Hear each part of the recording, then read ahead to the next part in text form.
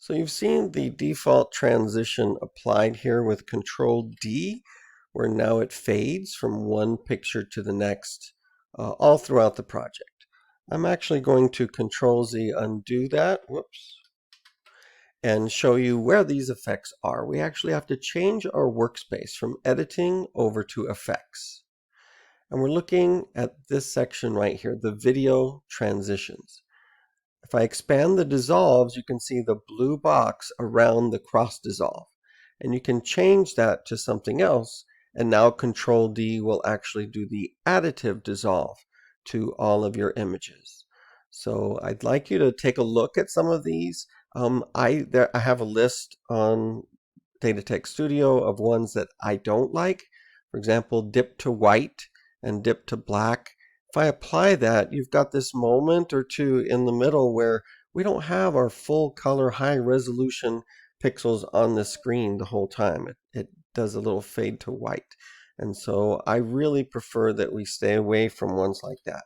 The other ones that I really don't like, these page peel right here.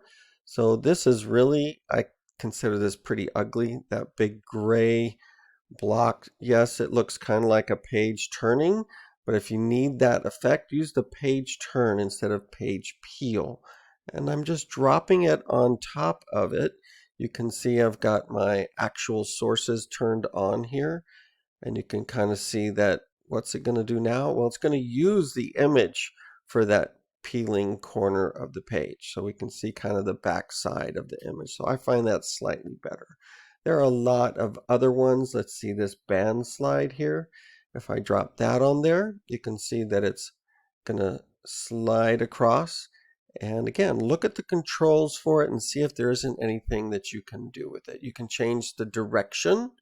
So now the sliding bands are coming from the corners. So that's what these little guys right here do. And you can even tell it like how many bands. So this is 7 bands. Let me double that to 14. So each of the bands gets to be half the size. And if we watch that, it can slide together.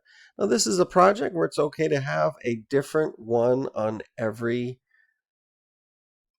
transition. So this is the whip transition where it zips from one to the next. Kind of a funny blur effect there, but it does it fairly quickly.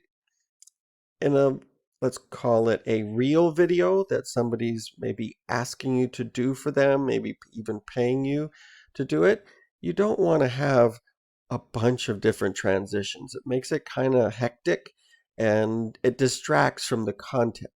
So, but for this project, I think it's a good chance to get that out of your way, to try lots of different ones and see what you like. Kind of an inventory of your favorites. This is a checkerboard one.